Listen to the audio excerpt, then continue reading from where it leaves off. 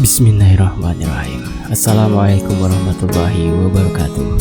Sebelum kita melanjutkan ke bagian berikutnya, mari kita berdoa.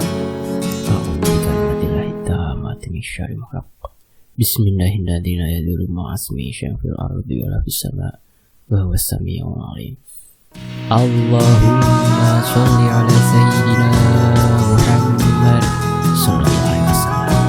Ini dia bagian berikutnya. Santet suamiku yang berselingkuh, karya dari Resti Anjayani.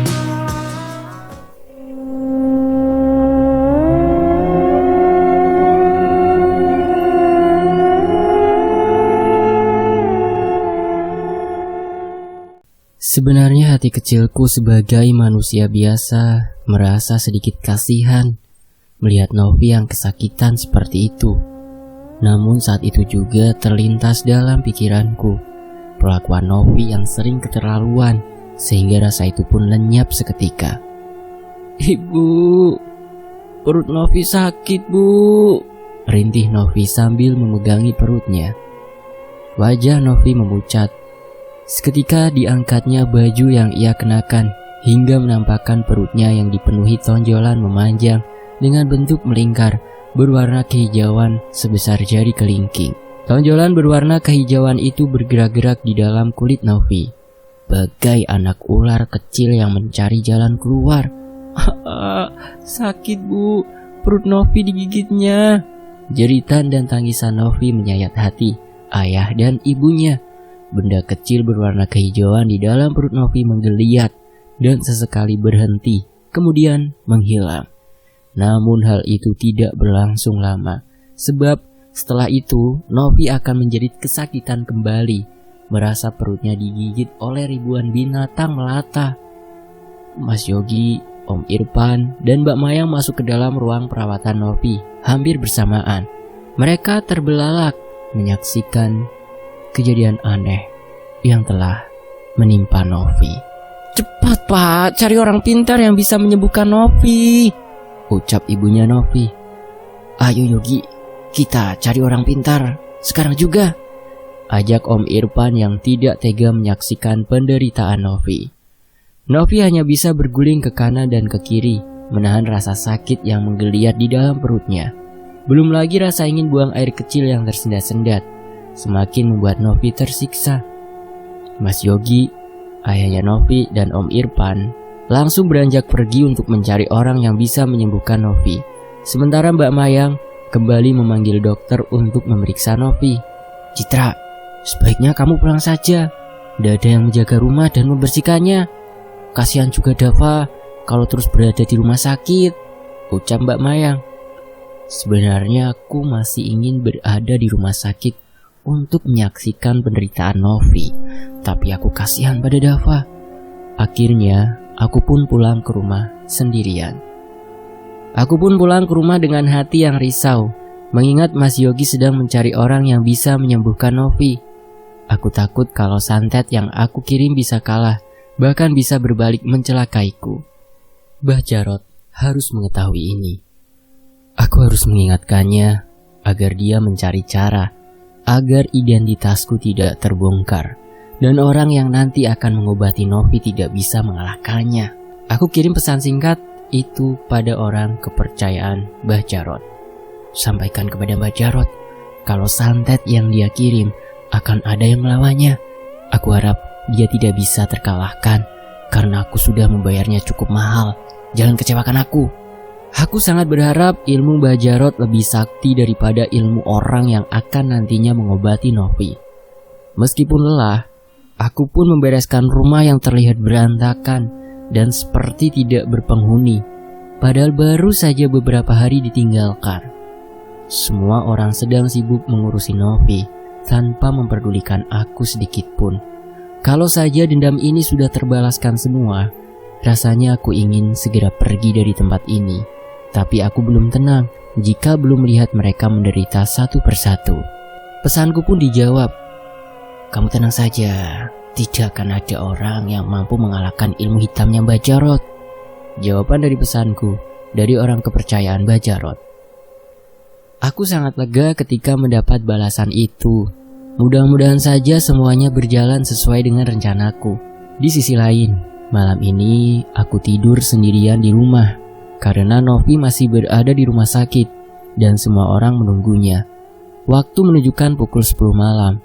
Setelah mengunci pintu rumah dan menutup gorden jendela, aku beranjak ke kamar untuk tidur.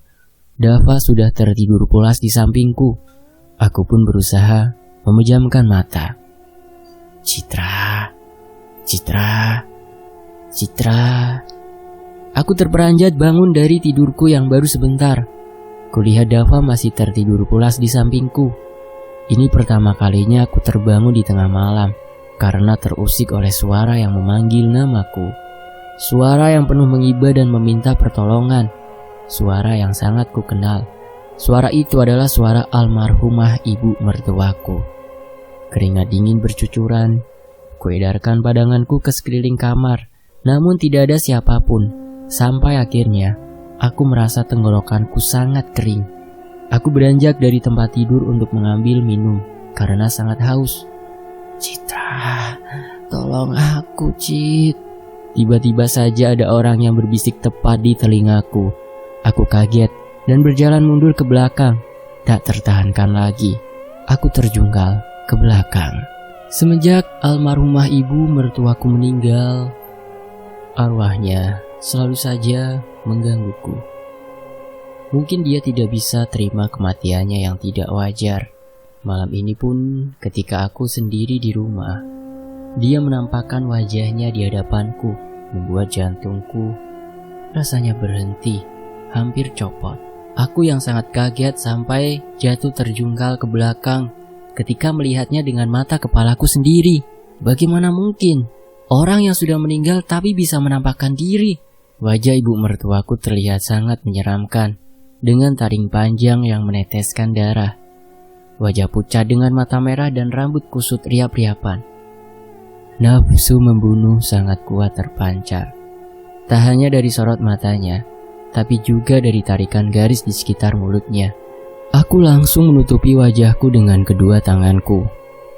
Aku benar-benar merasa sangat ketakutan. Pergi kamu, jangan ganggu aku, teriakku. Tak lama kemudian aku mendengar suara tangisannya yang menyayat hati. Semakin lama semakin terdengar sangat jauh. Namun aku tidak berani melihatnya dan membuka mataku. Oh, wah.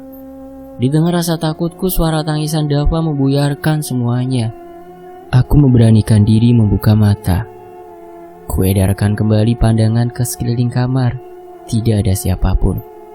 Aku buru-buru bangun lalu naik ke tempat tidur, mengambil Dava dan menyusuinya.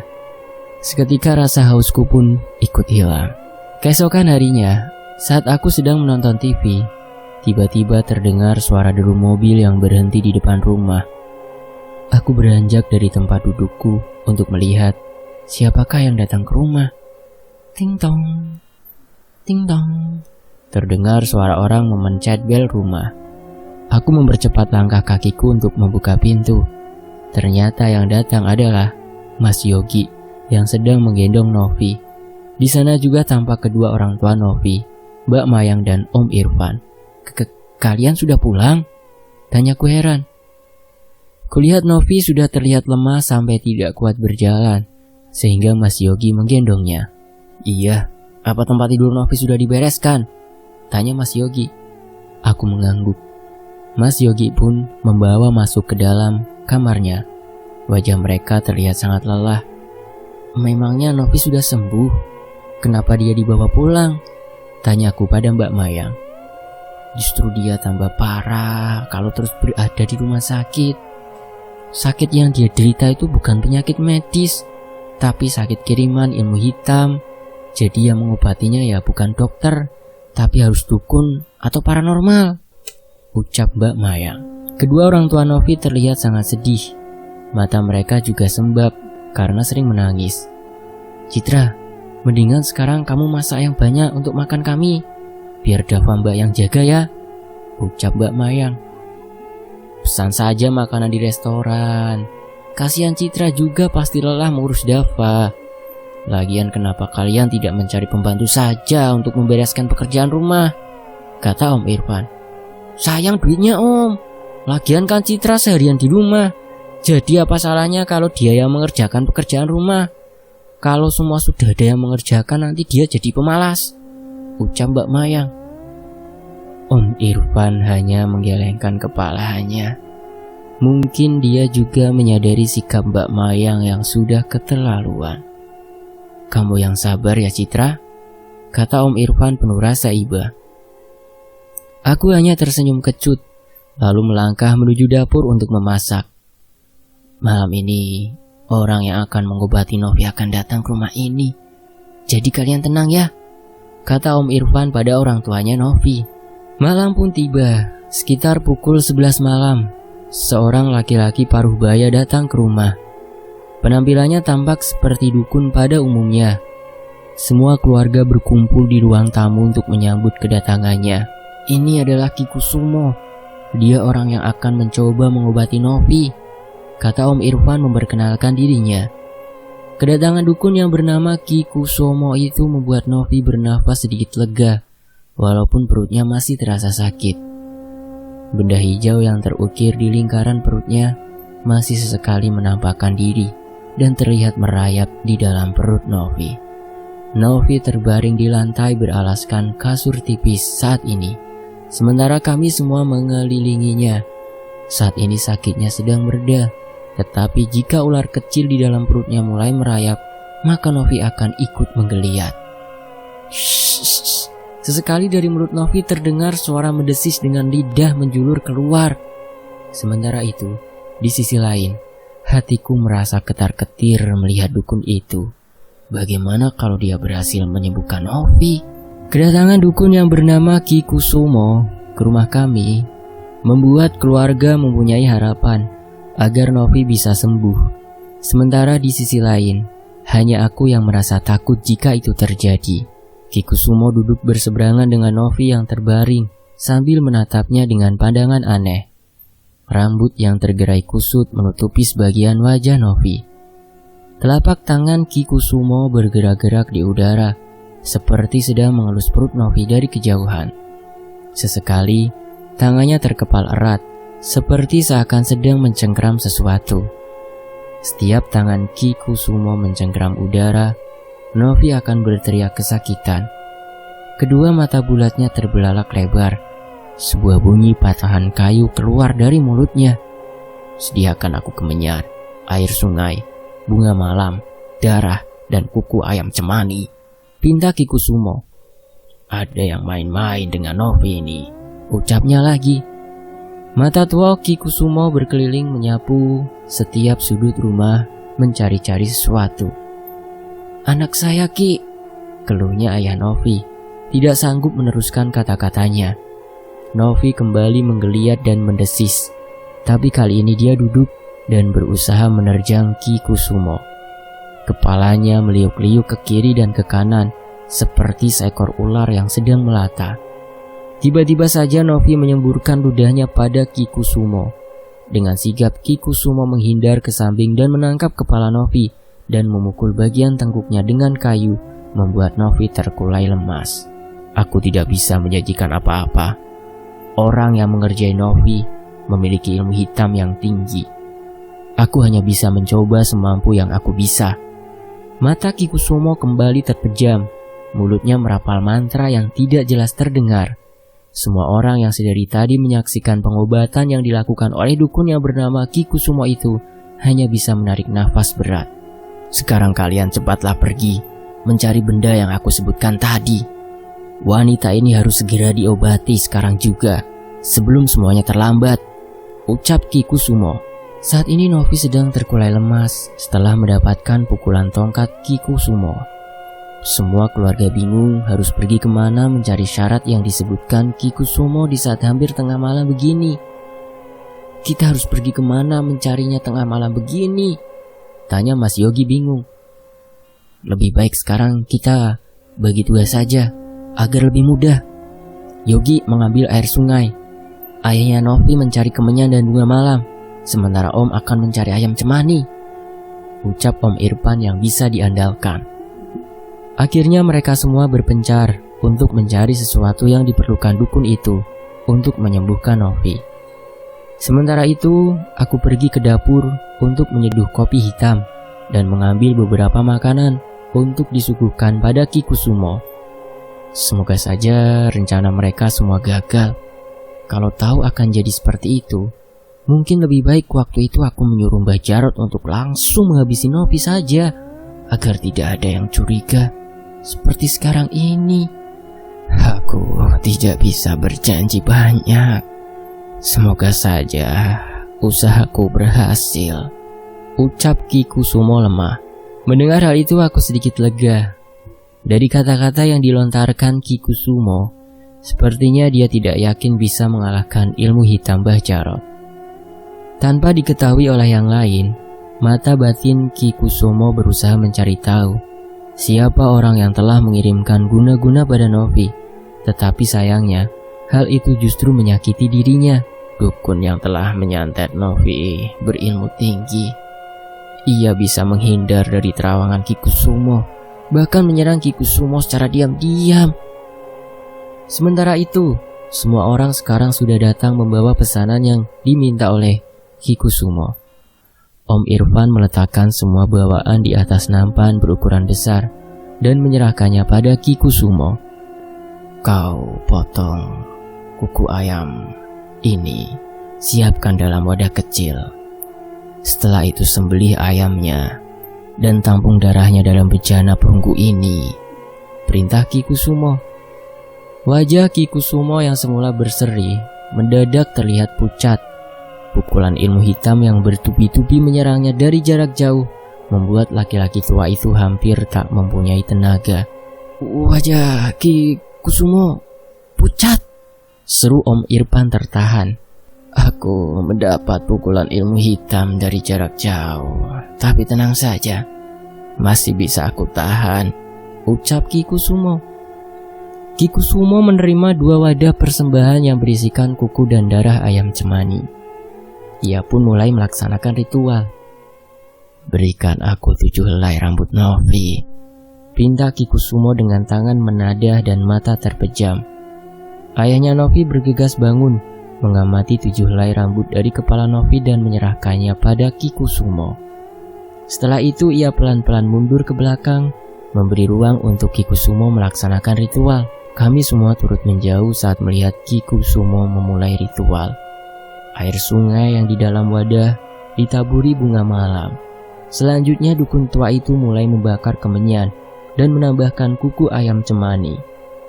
Kikusumo meminta 7 helai rambut Novi kemudian mencelupkannya ke dalam wadah berisi bunga malam, kemudian memutari kemenyan yang mengepul. Baru saja ritual dimulai. Tiba-tiba saja Kikusumo terpental begitu saja, membuat kami semua kaget. Semua orang panik dan mencoba untuk menolong Kikusumo, sementara aku tersenyum puas melihat hal itu. Melanjutkan, Mbah. Buat orang yang menghalangi tujuan saya ikut celaka, ucapku di dalam hati. Kikusumo tiba-tiba terpental begitu saja ketika baru akan memulai ritual. Semua orang yang melihat pun panik. Mas Yogi dan Om Irfan membantunya untuk kembali bangun. Kikusumo, tidak apa-apa kan? Tanya Mas Yogi cemas. Aku mendapat serangan gaib. Sepertinya orang yang mengirimkan ilmu hitam itu tahu kalau aku akan mengobatinya, ucap Kikusumo. Lalu bagaimana dengan nasib anak saya, Ki? Tanya ayahnya Novi gelisah. Saya akan mencoba mengalahkan ilmu hitam yang menyerang anakmu. Pantang bagi saya untuk mundur setelah maju, kata Kikusumo. Kikusumo tidak mau menyerah begitu saja. Dia tetap berusaha untuk menyembuhkan Novi. Aku semakin gelisah. Kikusumo kembali meminta 7 helai rambut Novi dan kembali memulai ritual. Buka baju di bagian perut Novi, perintah Kikusumo. Matanya terpejam rapat. Mas Yogi yang berada paling dekat dengan Novi segera mengikuti perintah Kikusumo untuk menyingkap baju istri keduanya itu. Kikusumo berdiri, tangan kirinya memegang wadah yang berisi darah, sementara tangan kanannya mencelupkan gulungan rambut Novi ke dalam darah ayam cemani yang telah disembelihnya. Sambil melakukan gerakan seperti menari, Kikusumo mengitari tubuh Novi yang tergolek lemas sebanyak 7 kali. Dari mulutnya keluar rapal mantra yang sulit diikuti. Tiba-tiba saja tubuh Novi menggeliat, kemudian duduk menghadap Kikusumo dengan mata nyala. "Jangan ganggu urusanku berdebah, Sukma anak ini milikku," teriak Novi dengan suara keras dan berat, mirip seorang laki-laki tua. Kikusumo mengibaskan tangan kanannya yang menggenggam rambut Novi dan sudah dilumuri darah ayam cemani, mencipratkannya pada Novi yang terus saja menggeliat penuh amarah. "Pengecut, sembunyi dalam raga perempuan.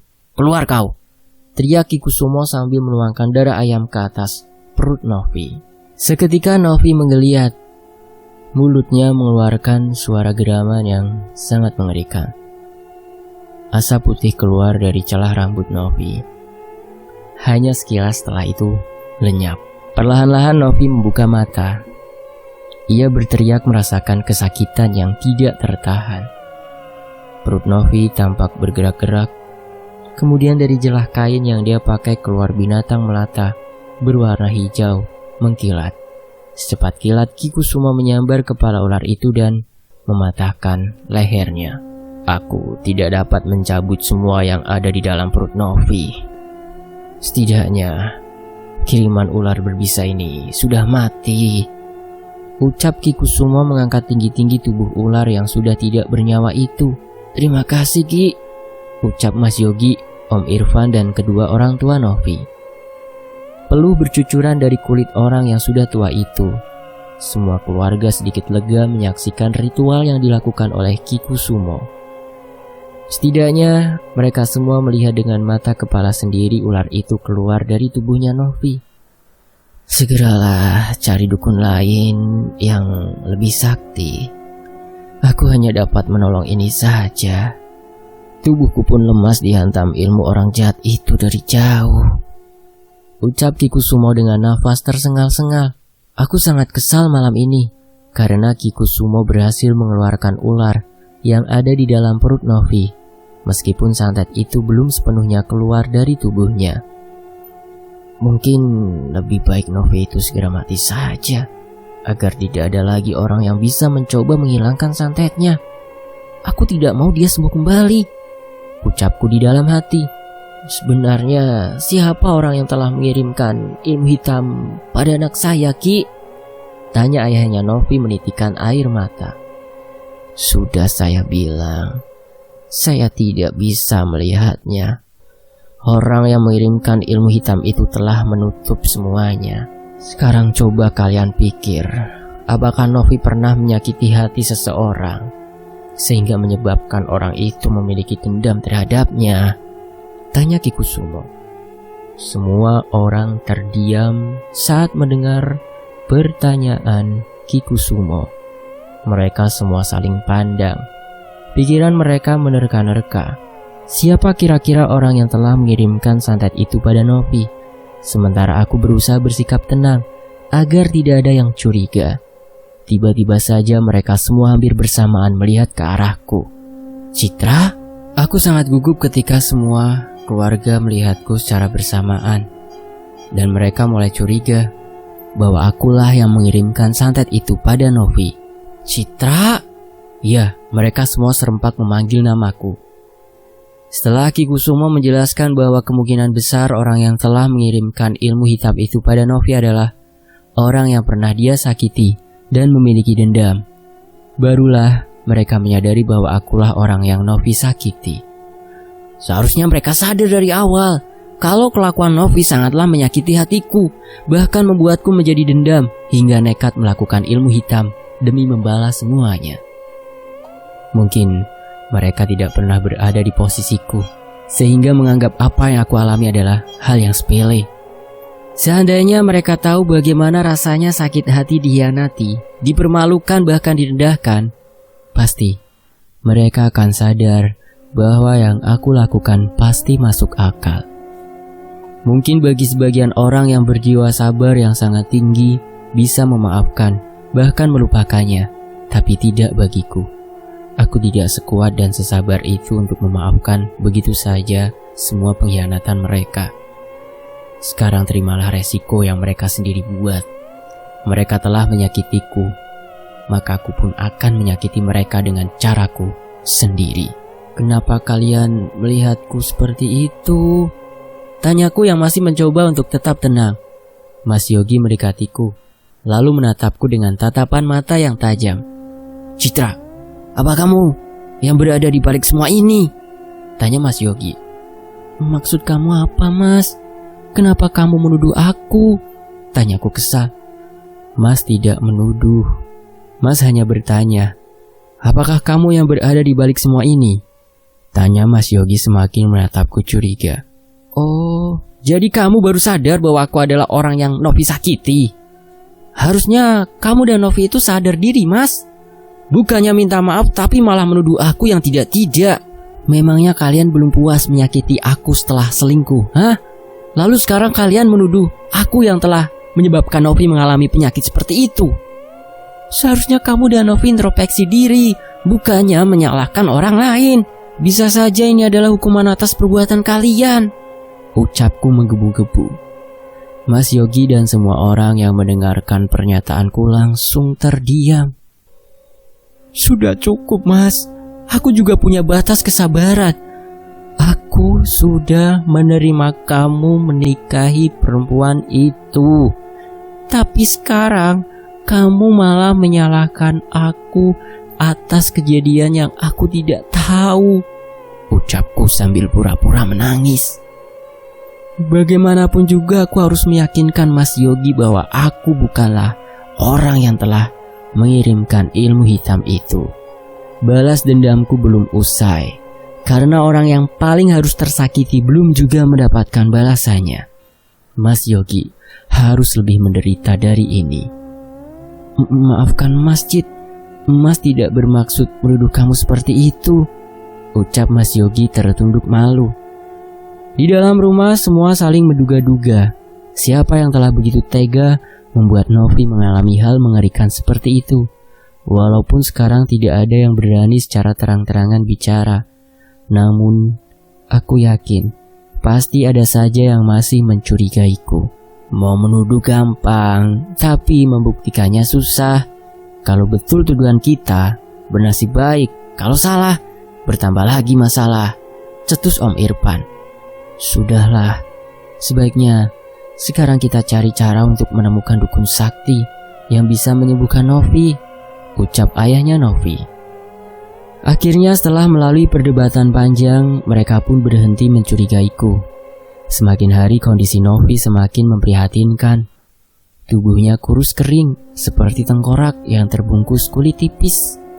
Kedua orang tuanya pun sudah tidak tahu lagi bagaimana caranya mengobati anak semata wayangnya mereka itu. Apa sebenarnya tujuan orang yang telah menyakiti Novi? Gumam ibunya seolah bertanya pada dirinya sendiri. Ayah dan ibunya duduk berdampingan sambil sesekali memperhatikan Novi yang terbaring lemah di atas kasur busa kecil yang berhadapan dengannya. Aku kasihan melihat Novi yang tidur melampar di lantai. Dilihat orang yang lalu lalang. Setiap masuk ke kamar, dia selalu ketakutan dan mengatakan kalau ada setan di sana. Ucap Mas Yogi pilu. Kenapa kamu tidak mencari orang yang telah mengirimkan santet itu? Suruh dia melepaskan guna-guna yang kecil ini. Ucap Mbak Mayang. Bu, aku ingin mati saja, Bu. Aku sudah tidak kuat. Ucap Novi dengan suara bergetar. Dia sekarang bak pesakitan yang sudah tidak mempunyai harapan untuk hidup lagi. Kamu yang sabar ya, Nak. Kita semua sedang mencari orang yang bisa menyembuhkanmu, kata ibunya Novi berlinang air mata. Ayahnya Novi beranjak dari tempat duduknya. Dia mengepalkan tangannya. Dengan wajah memerah menahan amarah. Aku pasti akan mencari orang yang telah membuat anakku seperti ini. Akan aku pastikan orang itu mati di tanganku sendiri. Ucap ayahnya Novi membuat kami sangat terkejut. Orang itu pasti ada di sekitar kita. Ucap Mas Yogi sambil melihat ke arahku seolah sedang menyindirku. Kurang ajar, gumamku di dalam hati. Bersambung. Akankah Citra diketahui oleh si Yogi? Cari tahu di bagian berikutnya ya. lupa ya, mampir ke channel cadangan admin. Di layar akhir sudah ada itu, tinggal disentuh saja, nanti langsung akan masuk ke channel cadangan admin. Saya pamit undur diri ya. Wassalamualaikum dan sampai jumpa di bagian berikutnya. Terima kasih teman-teman.